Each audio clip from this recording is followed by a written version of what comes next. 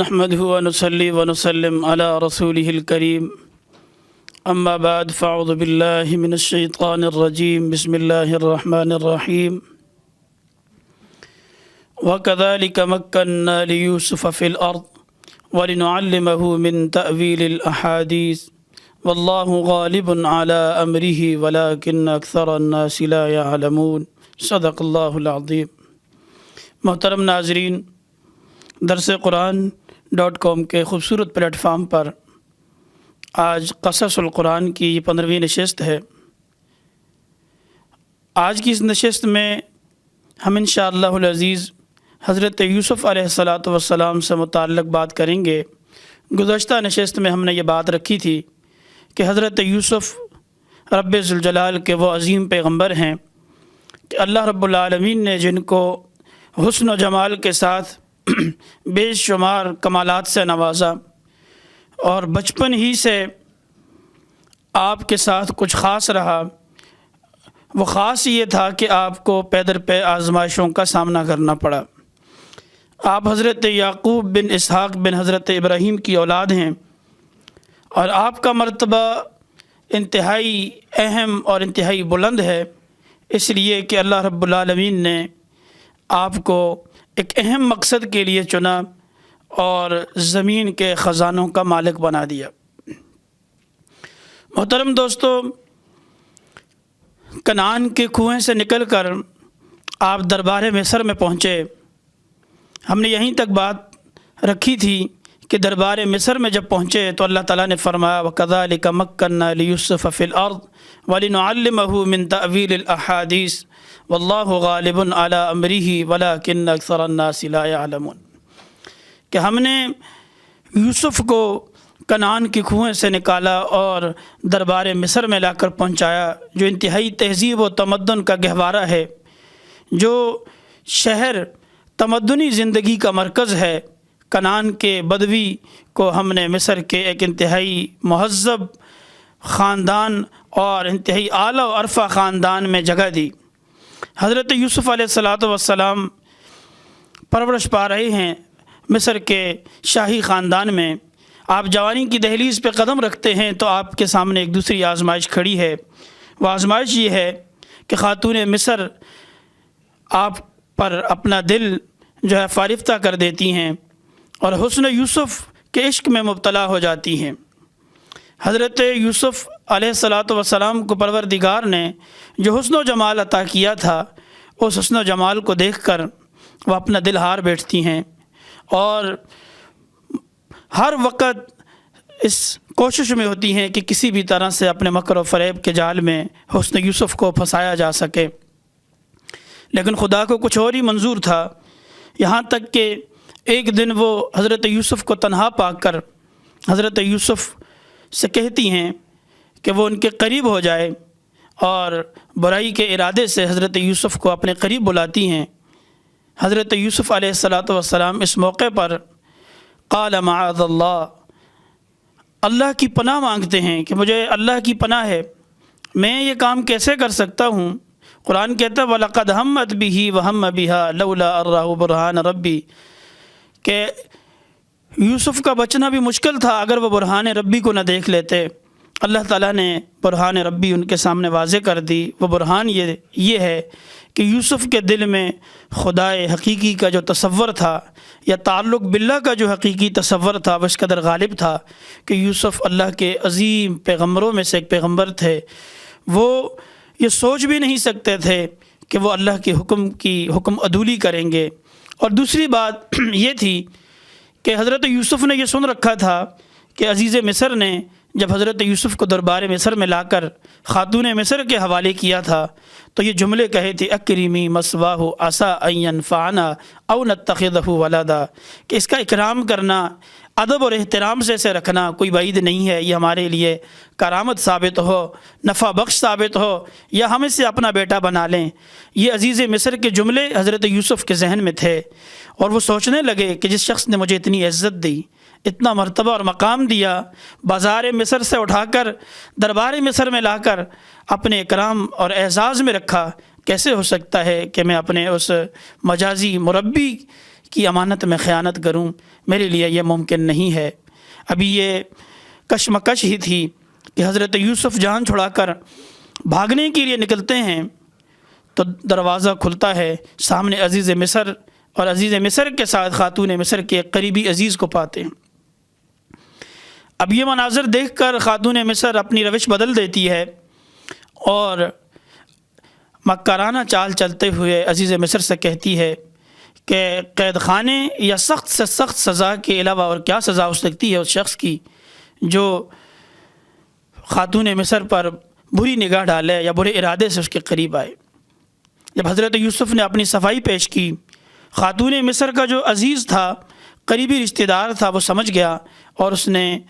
فیصلے کے لیے یہ بات رکھی کہ اگر یوسف کی قمیض دامن سامنے سے چاک ہے تو اس کا مطلب ہے یہ عورت خاتون مصر جو ہے راست باز ہے، یہ پاک دامن ہے، یہ بری ہے، اور اگر قمیض کا جو دامن ہے وہ پچھلا حصہ پھٹا ہوا ہے یا چاک ہے تو اس کا مطلب ہے یوسف بے قصور ہے۔ جب یوسف کی قمیض کو دیکھا گیا فلما رأى قمیصه قد من دبر، تو قمیض عزیز مصر پوری کہانی سمجھ گیا، پوری داستان اس کے ذہن میں آ گئی کہ یہ جو جرم ہے یا یہ جو مکر ہے، یہ جو فریب ہے، یہ خاتون مصر کی جانب سے ہے۔ تو کہنے لگا انہو قیدکن انہو من قیدکن ان قیدکن عظیم، بے شک یہ تیرا ہی مکر ہے اور عورتوں کا مکر تو بہت بڑا ہوتا ہے۔ حضرت یوسف علیہ السلام کو اللہ تعالیٰ نے یہاں بری کر دیا، لیکن معاملے کو رفع دفع کرنے کے لیے عزیز مصر نے حضرت یوسف سے یہ درخواست کی کہ وہ اس معاملے میں درگزر سے کام لے۔ حضرت یوسف دربار مصر میں ہی ہیں۔ ابھی ایک اور آزمائش سامنے تھی کہ یہ بات پھیلتی چلی گئی اور مصر کے عمائدین کے گھروں میں اور مصر کے دیگر شاہی خاندان کی عورتوں میں یہ بات پھیلی کہ عزیز مصر کی بیوی اس قدر ایک غلام کے عشق میں مبتلا ہے کہ اس نے اسے برائی کے لیے اپنے قریب کرنا چاہا اور وہ غلام اس بات سے انکاری ہے۔ یہ چرچے ہونے لگے اور ہر طرف سے متون کیا جانے لگا، تانے دیے جانے لگے کہ کیسی ہی عجیب نادان عورت ہے، بے وقوف عورت ہے، ایک شاہی خاندان کی عظیم المرتبت خاتون ہونے کے باوجود وہ ایک غلام کے عشق میں مبتلا ہے۔ تو جب زلیخا نے خاتون مصر نے یہ بات سنی تو اس نے سوچا کہ ان سے انتقام کیوں نہ لیا جائے، اور انتقام بھی ایسا لیا جائے کہ انہیں حسن یوسف کا پتہ چلے اور حسن یوسف ان پر آشکارا ہو جائے کہ جس کے عشق میں مبتلا ہوں وہ انسان نہیں بلکہ کوئی اور ہی چیز ہے۔ اس نے مصر کی خواتین کو بلایا اپنے گھر ایک دسترخوان پر، بڑی بڑی عمائدین کی بیویاں اور جو ہے خواتین وہاں تشریف لائی اور ان کے سامنے ایک دسترخوان بچھایا۔ اس دسترخوان پہ مختلف پھلوں کے ساتھ جو ہے چھریاں بھی رکھ دی تاکہ وہ انہیں طریقے کے مطابق جو ہے کھا سکیں کاٹ کر، اور حضرت یوسف کو حکم دیا کہ اسی دوران وہ وہاں سے گزرے۔ جب حضرت یوسف علیہ السلام اس دسترخوان کے قریب سے گزرے تو خواتین مصر نے جب دیکھا حسن یوسف کو تو وہ بھی اپنے دل ہار بیٹھی اور انہوں نے اپنے ہاتھ کاٹ لیے، انہوں نے اپنے ہاتھ کاٹ ڈالے۔ حسن یوسف کو دیکھتے ہوئے اتنی بدحواس ہوگی، اپنے ہوش و حواس کھو بیٹھی کہ ہاتھ کاٹ ڈالے اور کہنے لگی ما ھذا الا بشرا ان ھذا الا ملک کریم، یہ تو کوئی انسان نہیں بلکہ کوئی نیک صفت فرشتہ ہے، یہ کیسے ہو سکتا ہے کہ اتنا حسین و جمیل حسن کا پیکر کوئی انسان ہو۔ تو زلیخا نے کہا کہ اے خواتین مصر، یہی وہ غلام ہے جس کے عشق کا طعنہ تو مجھے دیا کرتی تھی، جس کے حوالے سے تو مجھے متون ٹھہراتی ہو، مجھے ملامت زدہ کرتی ہو۔ آج میں نے یہ دیکھ لیا کہ دربار مصر میں ساری مصری خواتین جو دربار مصر میں موجود ہیں وہ حسن یوسف کو دیکھ کر اس پر فریفتہ ہو چکی ہیں۔ اور یہ بات حضرت یوسف کے کانوں سے ٹکرائی کہ خاتون مصر دیگر خواتین سے کہہ رہی ہے کہ ابھی یہ عشق ناتمام ہے، ابھی ختم نہیں ہوئی کہانی، میں اسے ہر ممکن کوشش کروں گی اپنے جال میں لانے کی، اگر نہ مانا تو اس کو کڑی سے کڑی سزا یہاں تک کہ قید خانے بھجوا دوں گی۔ حضرت یوسف جب یہ بات سنتے ہیں کہتے ہیں قال رب السجن احب الی مما یدعوننی الی، پروردگار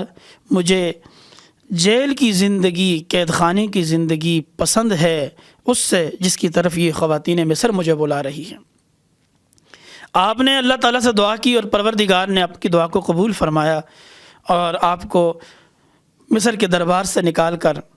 وقتی آزمائش ہی سے ہی مگر آپ کو ایک محفوظ مقام جیل قید خانے پہنچا دیا گیا۔ حضرت یوسف گھر میں بھائیوں کے حسد اور بغض کی بنا پر کنویں میں جاتے ہیں، اور پھر کنویں سے بازار مصر میں آتے ہیں، پھر بازار مصر سے دربار مصر میں، اور پھر دربار مصر سے مصر کے قید خانے میں جا پہنچتے ہیں۔ مصر کے قید خانے میں آپ اپنے شرف، علم اور عمل کی بدولت، آپ چونکہ اللہ کے عظیم جلیل القدر پیغمبر تھے، لوگوں کو توحید کی دعوت دیتے ہیں۔ ابراہیم، اسحاق اور یعقوب کی جو دعوت ہے، جو ان کی پیغمبرانہ دعوت ہے، توحید کی دعوت ہے، اس دعوت کی طرف لوگوں کو بلاتے ہیں، یہاں تک کہ لوگ آپ کے قریب ہو چلے جاتے ہیں، اور پورا قید جو ہے جیل جو ہے سارے کے سارے قیدی آپ کے قریب ہو جاتے ہیں، آپ کے علم کو دیکھ کر اس کے بھی معترف ہو جاتے ہیں۔ 2 قیدی آپ کے سامنے آتے ہیں، اور وہ 2 قیدی آ کر آپ کے سامنے اپنا مسئلہ پیش کرتے ہیں۔ ایک کہتا ہے میں نے خواب دیکھی ہے کہ عاصر خمرہ، کہ میں انگور نچوڑ رہا ہوں، اور دوسرا کہتا ہے انی احمل فوق رأسی خبزا تأکل الطیر من، کہ میں نے خواب میں دیکھا ہے کہ میرے سر پر ایک روٹیوں کا ٹوکرا ہے، اور اس ٹوکرے میں سے پرندے نوچ رہے ہیں، تأکل الطیر من۔ تو حضرت یوسف بڑے ادب و احترام کے ساتھ، بڑے اکرام کے ساتھ، بڑے جو ہے ایک طریقے کے ساتھ انہیں اپنے پاس ٹھہراتے ہیں، اور انہیں سمجھاتے ہیں کہ جب تک میرا یہ کھانا نہیں آ جاتا، ہم کھانا نہیں کھا لیتے، بیٹھ نہیں جاتے، اس وقت تک آپ صبر کریں خواب کی تعبیر کے حوالے سے۔ یعنی انہیں دین حق کی دعوت دے رہے ہیں، اس دوران انہیں بتلاتے ہیں کہ حضرت اسحاق، یعقوب اور حضرت ابراہیم کا دین کیا ہے، حقیقت میں اللہ کی بندگی کیا ہے، شرک کیا ہے، اور انہیں معبود الہی، معبود برحق کی طرف دعوت دیتے ہیں۔ اور آخر میں انہیں خواب کی تعبیر بتاتے ہوئے کہتے ہیں کہ جس نے یہ خواب دیکھا ہے کہ عاصر خمرہ، وہ جو ہے انگور نچوڑ رہا ہے، وہ دوبارہ شاہی محل جائے گا اور بادشاہ کا ساقی بنے گا، اور جس نے یہ دیکھا ہے کہ اس کے سر پر روٹیوں کا ٹوکرا ہے اور اس میں سے پرندے نوچ رہے ہیں، اسے سولی دے دی جائے گی، سولی پر چڑھایا جائے گا اور پرندے اسے نوچ نوچ کر کھائیں گے۔ یہ خواب بتانے کے بعد آپ یہ بھی کہہ دیتے ہیں کہ اب یہ فیصلہ ہو چکا ہے، جو تعبیر بتائی جا چکی ہے، یہ سمجھو اللہ کی طرف سے فیصلہ ہو چکا ہے، یہ ہو کر رہے گا۔ اور اس شخص کو جسے رہائی کی امید دلاتے ہیں، عاصر خمرہ یعنی ساقی کو کہتے ہیں کہ اذکرنی عند ربک، کہ جب تو رہا ہو جائے گا، بری ہو جائے گا، تو اپنے بادشاہ سے میرا ذکر ضرور کرنا کہ قید خانے میں ایک بے قصور شخص بھی موجود ہے۔ لیکن اللہ تعالیٰ حضرت یوسف کو مزید آزمائش میں ڈالنا چاہتے تھے، مزید امتحان لینا چاہتے تھے کہ وہ شخص رہا ہونے کے بعد ہی بھول جاتا ہے، اس کے ذہن سے یہ بات نکل جاتی ہے، اور حضرت یوسف کی بتائی گئی تعبیر کے مطابق دونوں پر کیس چلتا ہے، اور یہ ساقی جو ہے یہ بری ہو جاتا ہے، چونکہ یہ ان دونوں پر کیس یہ تھا، مقدمہ یہ تھا کہ انہوں نے بادشاہ کے کھانے میں زہر ملایا ہے، اور وہ جو دوسرا شخص تھا روٹیوں کا ٹوکرا اٹھانے والا، وہ باورچی خانے کا داروغہ تھا، اس پر یہ جرم ثابت ہو جاتا ہے کہ اس نے زہر ملانے کی کوشش کی ہے، اسے سولی چڑھا دیا جاتا ہے۔ یوں حضرت یوسف علیہ السلام کا علم ایک بار پھر دربار مصر پہنچتا ہے، اور حضرت یوسف علیہ السلام کے علم اور حلم کو دیکھ کر مصر کا دربار پھر ان سے مرعوب ہو جاتا ہے، اور اللہ رب العالمین پھر حضرت یوسف کو مصر کے دربار کا مالک بناتے ہیں۔ کیسے؟ انشاءاللہ العزیز اس پر ہم اگلی نشست میں گفتگو کریں گے۔ یہ حضرت یوسف کی زندگی کا ایک ایک لمحہ، ایک ایک گھڑی ہمارے لیے بہترین موعظت اور نصیحت ہے۔ پروردگار اس نصیحت سے فائدہ اٹھانے کی توفیق عطا فرمائے۔ وآخر دعوانا ان الحمدللہ رب العالمین۔